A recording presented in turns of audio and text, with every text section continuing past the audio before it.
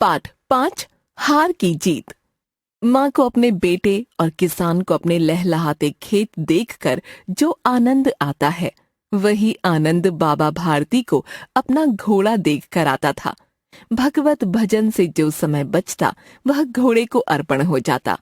वह घोड़ा बड़ा सुंदर था, बड़ा बलवान। उसके जोड़ का घोड़ा सारे इलाके में न था। बाबा भारती उसे सुल्तान कहकर पुकारते, अपने हाथ से खरहरा करते, खुद दाना खिलाते और देख देख कर प्रसन्न होते थे। उन्होंने रुपया, माल, असबाब, जमीन आदि अपना सब कुछ छोड़ दिया था। यहाँ तक कि उन्हें नगर के जीवन से भी घृणा थी। अब गांव से बाहर एक छोटे से मंदिर में रहते और भगवान का भजन करते थे। मैं सुल्तान के बिना नहीं रह सकूंगा। उन्हें ऐसी भ्रांति सी हो गई थी। वे उसकी चाल पर लट्टू थे। कहते, ऐसे चलता है जैसे मोर घटा को देखकर नाच रहा हो। जब तक संध्या समय सुल्तान पर चढ़कर 8-10 मील का चक्कर न लगा लेते, उन्हें चैन न आता। खड्ग सिंह उस इलाके का प्रसिद्ध डाकू था। लोग उसका नाम सुनकर कांपते थे। होते होते सुल्तान की कीर्ति उसके कानों तक भी पहुंची। उसका हृदय उसे देखने के लिए अधीर हो उठा। एक दिन वह दोपहर के समय बाबा भारती के पास पहुंचा और नमस्कार करके बैठ गया। बाबा भारती ने पूछा, खड़ग सिंह, क्या हाल है? खड्ग सिंह ने सिर झुकाकर उत्तर दिया, आपकी दया है। कहो, इधर कैसे आ गए? सुल्तान की चाह खींच लाई। विचित्र जानवर है, देखोगे तो प्रसन्न हो जाओगे। मैंने भी बड़ी प्रशंसा सुनी है। उसकी चाल तुम्हारा मन मोह लेगी। कहते हैं देखने में भी बहुत सुंदर है।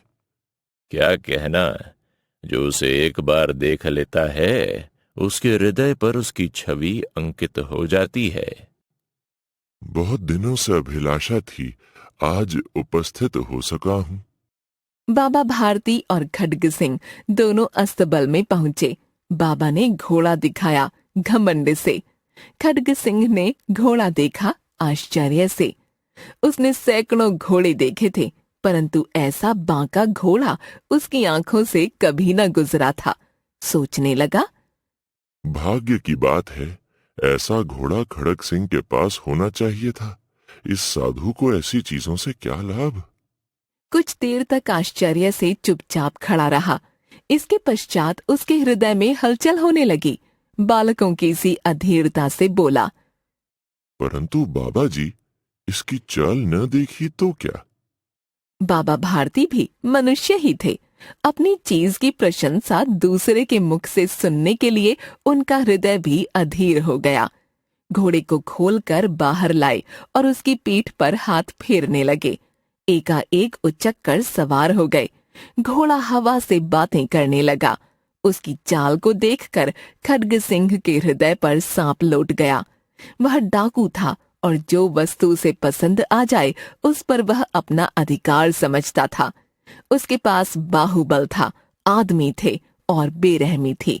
जाते जाते उसने कहा, बाबा जी, मैं यह घोड़ा आपके पास न रहने दूंगा। बाबा भारती डर गए। अब उन्हें रात को नींद न आती। सारी रात अस्तबल की रखवाली में कटने लगी। प्रतिक्षण खड्ग सिंह का भय लगा रहता, परंतु कई मास बीत गए और वह न आया। यहाँ तक कि बाबा भारती भी कुछ असावधान हो गए और इस भय को स्वप्न के भय की नाई मिथ्या समझने लगे। संध्या का समय था। बाबा भारती सुल्तान की पीठ पर सवार होकर घूमने जा रहे थे। इस समय उनकी आंखों में चमक थी, मुख पर प्रसन्नता। कभी घोड़े के शरीर को देखते, कभी उसके रंग को, और मन में फूले न समाते थे। सहसा एक ओर से आवाज आई, ओ बाबा, इस कंगले की सुनते जाना। आवाज में करुणा थी। बाबा ने घोड़े को रोक लिया। देखा एक अपाहिज वृक्ष की छाया में पड़ा कराह रहा है। बोले, क्यों, तुम्हें क्या कष्ट है? अपाहिज ने हाथ जोड़कर कहा, बाबा, मैं दुखियारा हूं, मुझ पर दया करो। रामा वाला यहाँ से 3 मील है, मुझे वहां जाना है। घोड़े पर चढ़ा लो, परमात्मा भला करेगा।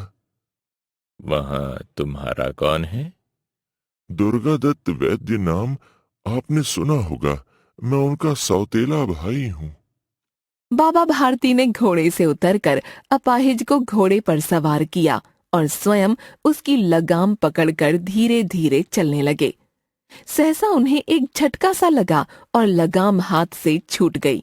उनके आश्चर्य का ठिकाना न रहा जब उन्होंने देखा कि अपाहिज घोड़े की पीठ पर तन कर बैठा है और घोड़े को दौड़ाए लिए जा रहा है। उनके मुख से भय, विस्मय और निराशा से मिली हुई चीख निकल गई। वह अपाहिज डाकू खड्ग सिंह था। बाबा भारती कुछ देर तक चुप रहे और कुछ समय पश्चात कुछ निश्चय करके पूरे बल से चिल्लाकर बोले, जरा ठहर जाओ। खड्ग सिंह ने यह आवाज सुनकर घोड़ा रोक लिया और उसकी गर्दन पर प्यार से हाथ फेरते हुए कहा, बाबा जी, यह घोड़ा अब न दूंगा। परंतु एक बात सुनते जाओ। खड्ग सिंह ठहर गया।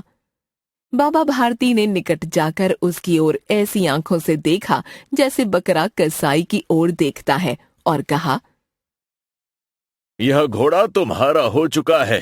मैं तुमसे इसे वापस करने के लिए न कहूंगा, परंतु खड़ग सिंह, केवल एक प्रार्थना करता हूं, इसे अस्वीकार न करना, नहीं तो मेरा दिल टूट जाएगा। बाबा जी, आज्ञा कीजिए, मैं आपका दास हूँ, केवल यह घोड़ा न दूंगा। अब घोड़े का नाम न लो, मैं तुमसे इस विषय में कुछ न कहूंगा। मेरी प्रार्थना केवल यह है कि इस घटना को किसी के सामने प्रकट न करना। खड्ग सिंह का मुंह आश्चर्य से खुला रह गया। उसे लगा था कि उसे घोड़े को लेकर यहाँ से भागना पड़ेगा, परंतु बाबा भारती ने स्वयं उसे कहा कि इस घटना को किसी के सामने प्रकट न करना। इससे क्या प्रयोजन सिद्ध हो सकता है? खड्ग सिंह ने बहुत सोचा, बहुत सिर मारा, परंतु कुछ समझ न सका। हार कर उसने अपनी आंखें बाबा भारती के मुख पर गड़ा दी और पूछा, बाबा जी, इसमें आपको क्या डर है? सुनकर बाबा भारती ने उत्तर दिया, लोगों को यदि इस घटना का पता चला तो वे किसी गरीब पर विश्वास न करेंगे, दुनिया से विश्वास उठ जाएगा। यह कहते कहते उन्होंने सुल्तान की ओर से इस तरह मुंह मोड़ लिया जैसे उनका उससे कभी कोई संबंध ही न रहा हो।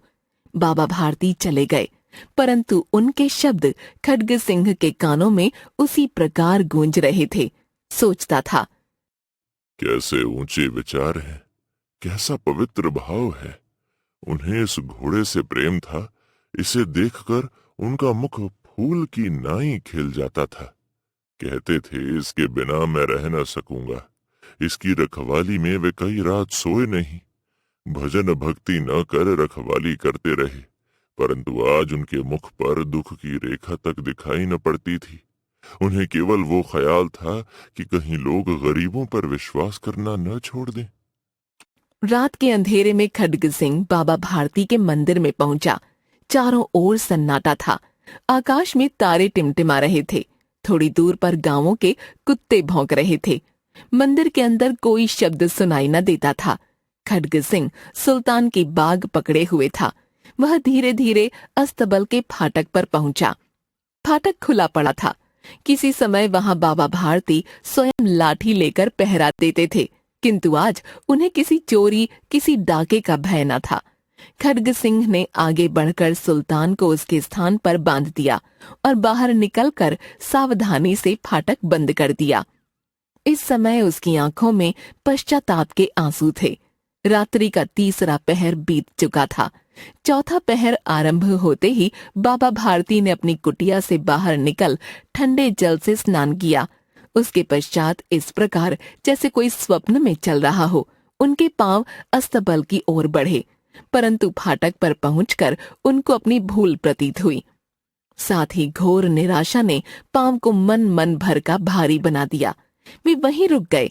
घोड़े ने अपने स्वामी के पांवों की चाप को पहचान लिया और जोर से हिनहिनाया। अब बाबा भारती आश्चर्य और प्रसन्नता से दौड़ते हुए अंदर घुसे और अपने घोड़े के गले से लिपटकर इस प्रकार रोने लगे मानो कोई पिता बहुत दिन से बिछड़े पुत्र से मिल रहा हो। बार बार उसकी पीठ पर हाथ फेरते, बार बार उसके मुंह पर थपकियां देते और कहते थे, अब कोई गरीबों की सहायता से मुंह न मोड़ेगा। थोड़ी देर के बाद जब वे अस्तबल से बाहर निकले तो उनकी आंखों से आंसू बह रहे थे। ये आंसू उसी भूमि पर ठीक उसी जगह गिर रहे थे जहां बाहर निकलने के बाद खड्ग सिंह खड़ा होकर रोया था। दोनों के आंसुओं का उस भूमि की मिट्टी पर परस्पर मेल हो गया। लेखक सुदर्शन।